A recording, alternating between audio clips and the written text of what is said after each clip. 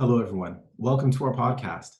My name is Derek Woodruff, and I'm a supervisor for the Toronto District School Board's Newcomer Services and Welcoming Communities program. Today is May 14th, 2020. And for the 1.8 billion Muslims globally, we are nearing the end of Ramadan. Due to social distancing regulations related to COVID-19, this year's Ramadan observances were different for Muslims around the world. The deeply embedded traditions around opening fasts, prayer at mosques, celebrating Eid, and providing food for the hungry were different this year. As a school community that celebrates the rich tapestry of our Muslim families, this podcast serves as a forum for members from our TDSB community to reflect on Ramadan, to share the unprecedented challenges this year offered, and to exchange ideas of hope and inspiration. Joining me today are two families. Please welcome Iman and husband and wife, Ziad and Mervet. Thank you for joining me on this podcast. Hello. Hello. Hello. Iman, let's start with you. Could you share with us a little bit about yourself and your family? Sure. My name is Iman. I'm raised in Toronto. I live here with my husband and two daughters. They're 6 and 10, so grade 1 and grade 4. And we're adjusting to this new normal of COVID-19, nine weeks into the self-isolation. But it's been good. We've been making the best out of it, discovering our hidden talents in kind of family time. But it's been good. Growing up here, I've got my mom and my dad and my brother. Most of my family actually lives here. My mom had originally immigrated here with her family as a teenager. My dad as well, so I've got lots of family here, which is a blessing in terms of having family and friends around. Originally from Egypt in terms of my parents and their background. And yeah, that's pretty much it. And Mervet and Ziad, maybe you could introduce yourself and tell us a bit more about your family. My name is Mervet, and my husband Ziad. I've been here for 19 years. Ziad, he's been here like 30 years, and we have 3 kids. Khalid is 13, and Fazia, she's 16 and a half, and Maha, she's turning 18 next week. Yes, she's graduating this year. Originally, we are from Lebanon, Beirut, and you talk. And we love the life here. Yeah. How are your children coping with fasting? They're at different ages. It's challenging. Yes, at the beginning, it was a little bit hard, but now their body get used to it, and they loving it because it's like a challenge for them, and they can feel with the other people. It's good with them.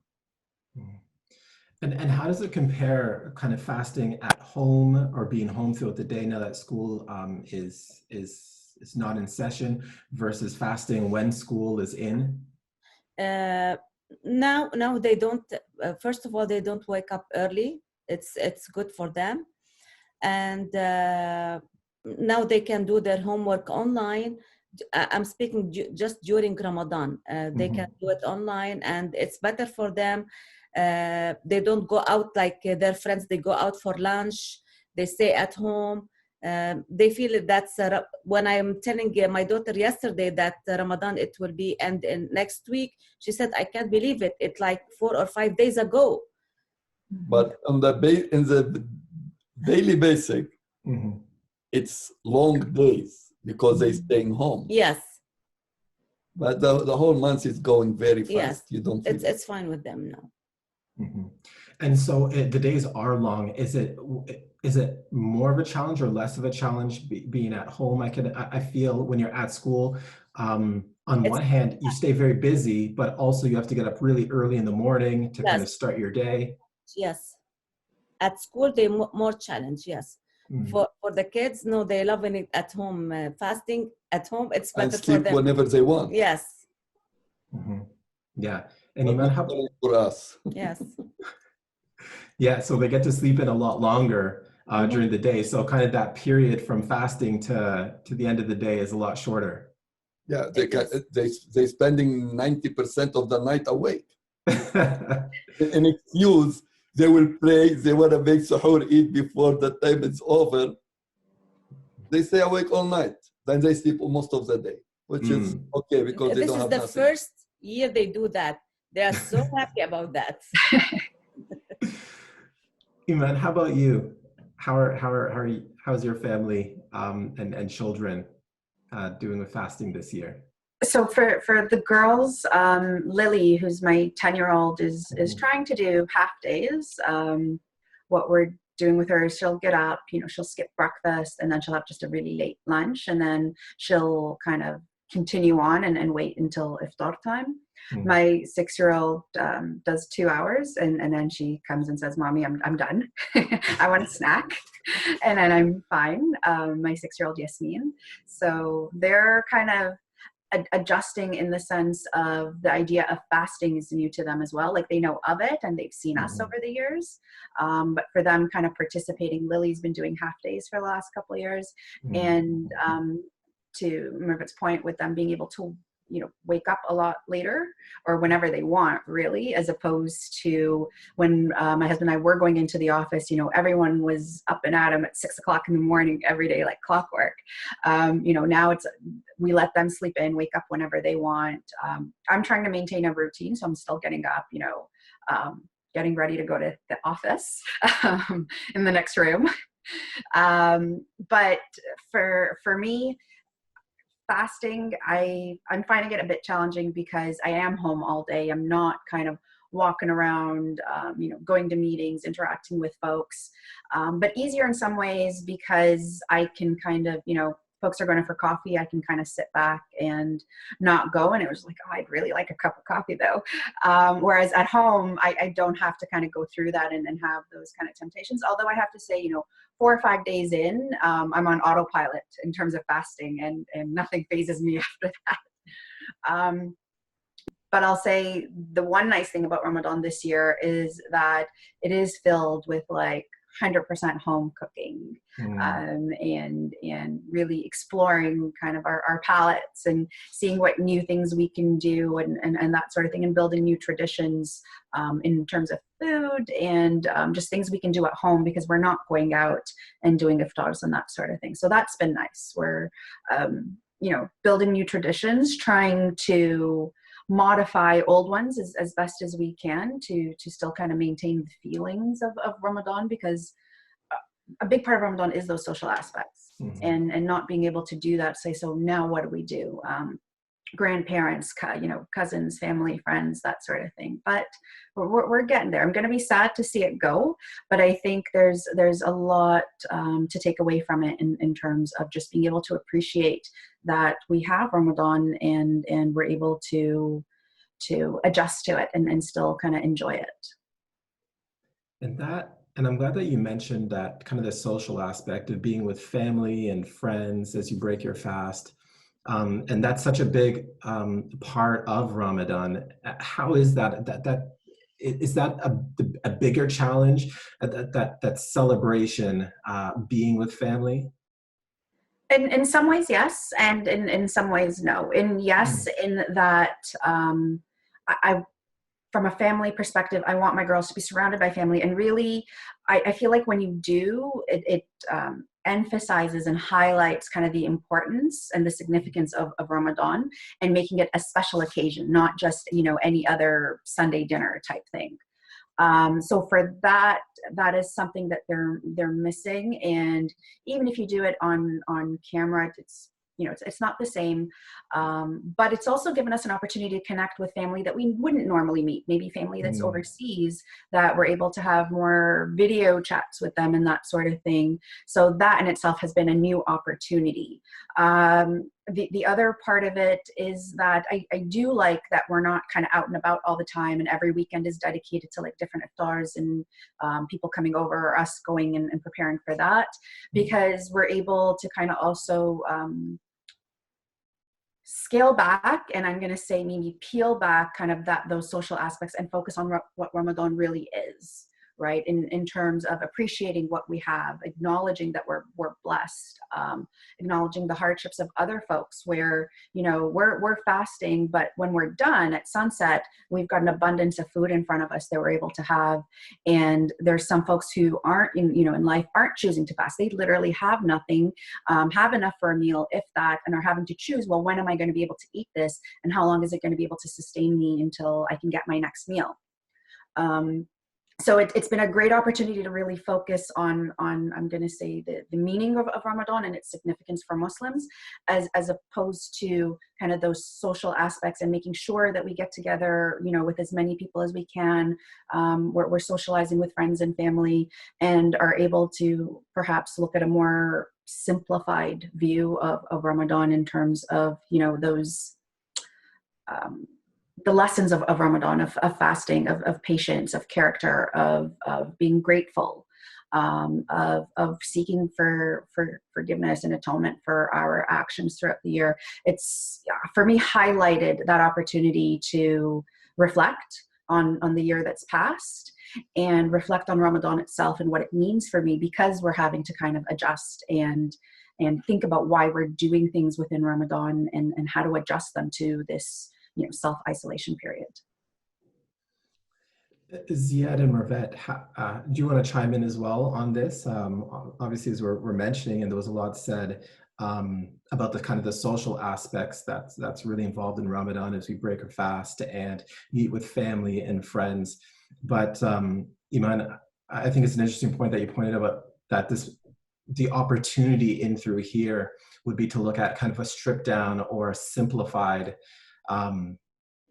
return to some principles that you mentioned of patience and character and atonement and simplified life. Maybe, Iman, maybe if you want to just chime in here on that and kind of share your thoughts. Yeah, it might be more a challenge for us because of our kids' age.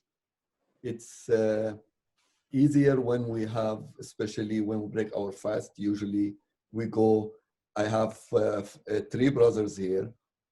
Usually we rotate, go today to this house, the other day to that house, and they come to my house. The girls and my kids, they will communicate with their nephews and their nieces, but now it's hard because they stay home.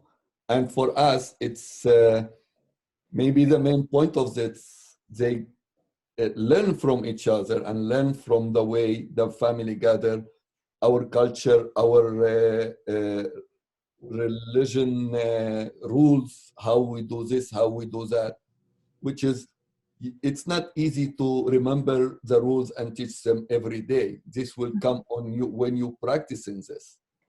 But on the other hand, same like Sister Iman said, we're blessed that we have food on our table in the end of the day. Yes. Not like some other people, they fast all day, not because they want, and in the end of the day, they don't have food on their table to break their fast. But we learn from this to really appreciate what we have. And thanks God. No, but that's a really good point that you raised, because, you know, I think we were talking about the social aspect of Ramadan and getting together, Muslims coming together to be with family and to be with friends as you break your fast. And there's a loss there, but I think you mentioned a really important loss too, and that is from learning from one another as you get together, that it's not just so much about the social aspect, which obviously is a part about, but it's that learning and teaching and sharing and passing on tradition that is also actually lost in this process. Yeah, it makes our life easier to teach them when we meet together. But now you have to remember every detail and you have to tell them, because you won't get the same time or same month any time you want. God knows if I leave till next month to teach them what I need to teach them. You also mentioned how fortunate that you are to be able to have food at the table, and that you fast because it's an option versus you fast because you really have no choice because there's no food in the fridge and nothing on the table to feed the kids. A big part of Ramadan is charity and supporting those in need. Yes. And as I understand it, mosques have a big open table that people can come to daily to eat and to share. And so how are those families that are in so much need being supported? Maybe from your perspective, what have you heard? I guess some people, they still getting help. I know from the charities sometimes we deal with, we help people even back home, but it's still not the same.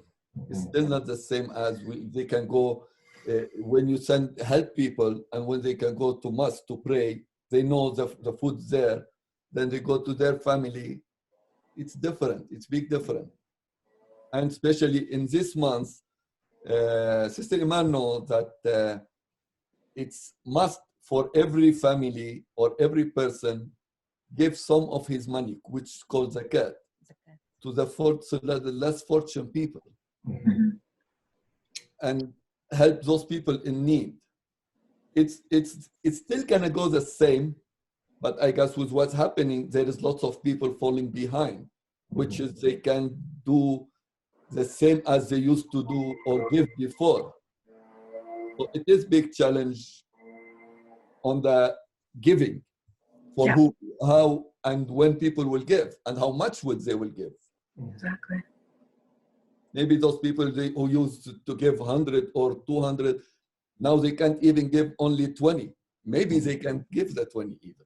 They're needing help. Yeah, because not all the people are working. That's why I said we're still blessed that we are working. And in here, especially in here, in some other countries, there is no government, nobody to look after those people. Yeah, it's Iman, how about you? I know we spoke briefly before, and you mentioned that you have still found innovative ways to teach giving to your children, even during this time of social distancing. Maybe you could just share. Yeah. So to Ziad's point, Zakat al-Fitr is, the money, the charity that has to be given kind of before the end of Ramadan. And, before we would go to donate, whether it was donating money or with my girls, kind of getting things ready and donating to various food banks, being able to actually show them and have them come with me and do it. Another big aspect is kind of the mosques and the fact they do have that open table. And, to Ziad's point, there's, today what some organizations are doing are kind of, either giving money through transfers if they can, or preparing kind of almost like food bank like boxes of staples and giving it to them. And in Ramadan, it's a little different because when people have the opportunity to come eat at the mosque, it's a feast. It's all these foods that take a lot of resources, a lot of money and time to make, that you wouldn't necessarily be able to do with the staples, with like a pasta and, a bottle of sauce or something. And so I don't want to say the quality of food, but the type of food, the flavors are not the same that you're able to do with like a box of staples versus kind of the feast and the food and the effort that people do when going to the mosque. So I think that is for someone who's already struggling. I can only imagine what kind of added, I don't want to say stress, but maybe even disappointment in the sense that they're not able to participate in that and kind of get that enjoyment out of Ramadan, not just from a social aspect, but the opportunity to perhaps eat foods that are maybe considered a luxury and they're not able to have all the time. So that's that perspective. But in terms of what we're doing with the girls is really talking to them about it. And looking at different organizations, and there's a few that are online that operate within the GTA, within Canada, and then overseas, where you got to do your research and make sure that it's a good organization, that they're giving as much back to the communities that they're supporting as opposed to like administrative or things like that. That we can donate that zakat or that charity to, and then they are either preparing those boxes and sending them out, or giving financial support to the families that they work with and know are in need. It's a little detached, and you're not able to kind of really participate and feel kind of that effort you're putting in. But what I've been doing is kind of talking my girls through it because they're younger, and I want to take that opportunity to really build that understanding of the fact that this is, you know, an obligation Islamically, but also as a human being, as someone who has the means to do it, that it is their duty to help people, especially because even if there is a government that can help and support, like Canada, and I'm, you know, grateful that people have that support, even if it wasn't there, they're still people, right? Where part of the human DNA should be that sense of, I want to say, responsibility or duty to help those that you can help, and where and however much you can help, for a few reasons. One, you have the means to do it, and so you should. Two, it's the idea that if you are in need, you would want to believe and know and have comfort in the fact that you would be able to find that help. And so it's only fair and right that you're also doing the same if you're capable of it. As we think about some of the other principles that you've mentioned of Ramadan, you mentioned patience and character and atonement and forgiveness. And so it makes me think of prayer. And having that mosque as a big place of prayer. I know that you obviously pray throughout the day, but also part of Ramadan is going to prayer, to the mosque for prayer. And so I'm just wondering how that aspect is affected at this point, because mosques are closed. It's a big one because, you know, as said before, it is a way for them to learn through kind of that community experience and learn by example, and not just from what I say or my husband says or my parents, but through the whole community. They can see other kids their age participating. They also get to meet kids their age that they might not normally see, you know, at school or in this, you know, immediate physical community that we live in, but as opposed to that larger community that congregates at the mosque during that time. Having it closed takes away all of that from them. But also it's the way I see it, and kind of making the best of it, is it's also an opportunity to kind of set my own example for them and be very focused on it, because when they're at the mosque, they're kind of, you know, all over the place, hanging out with their friends, seeing people. Here we can kind of focus a little bit more on prayers. I can talk to them one-on-one and kind of walk them through it. But at the same time, my kids are a lot younger, so I'm having to talk them through all that stuff. So it might be more of an opportunity for me than folks with older kids who kind of know this. And really it's by example and encouragement that when they see everyone kind of lining up and praying, that reinforces the idea to pray, especially for tarawih. Yeah, exactly. So it's, you know, I mean, everything has its pros and cons, and just trying to make the best out of the situation that we're in today. Ravet and Ziad, how about yourself? I mean, your children are obviously a little older. One is set to graduate real soon, but how is having the mosque closed and that idea of prayer, how has that changed? And how have you been able to kind of navigate that change in your family?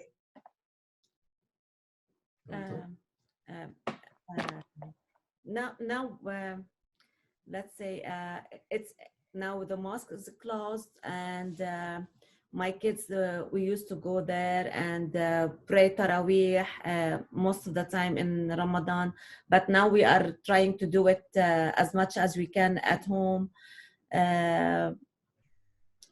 It's safer, as Iman, she was mentioning, it's safer, and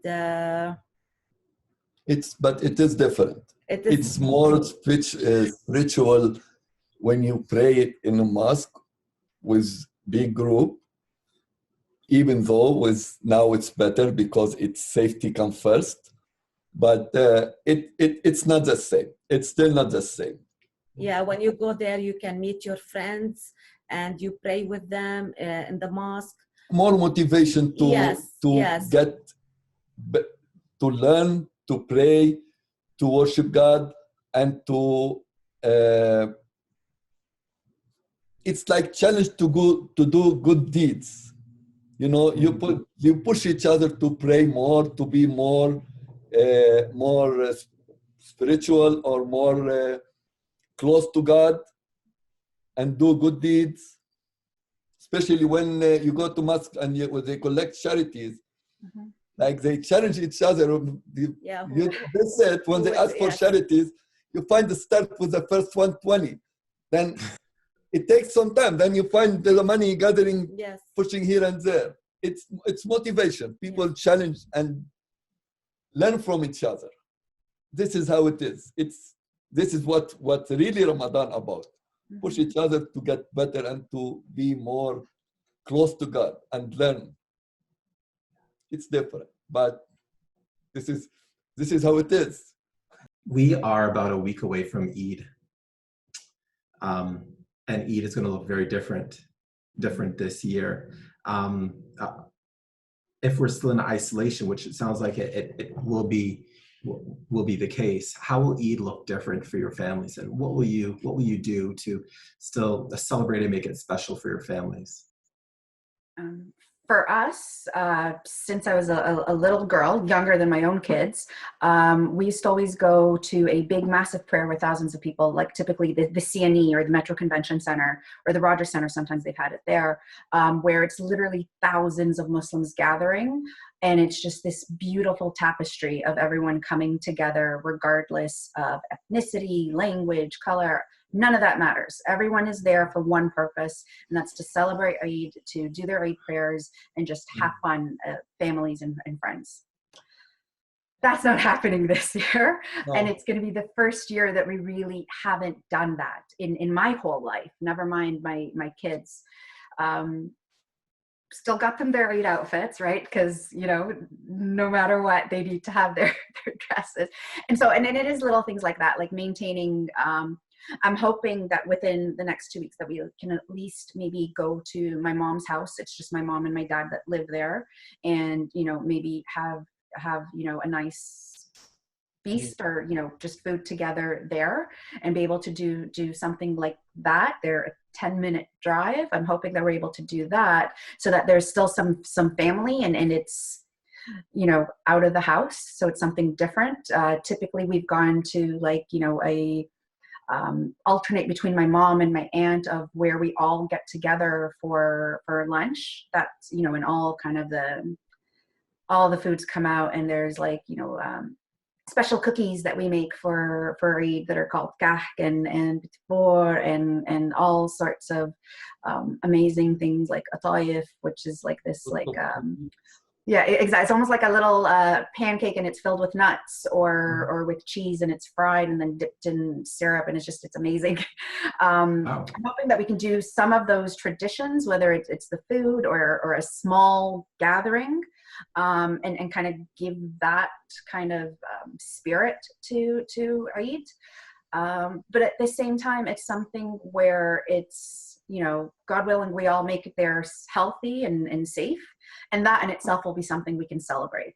And so although we can't celebrate it with all our friends and families, and we can't go out and, to a restaurant or to my aunt's house and, meet all of my cousins, but there's so much to be grateful for and to celebrate, and the fact that we made it through Ramadan, that we still enjoyed it. We, still had our family time, and got through it, and look forward to next year and really kind of, be grateful for that.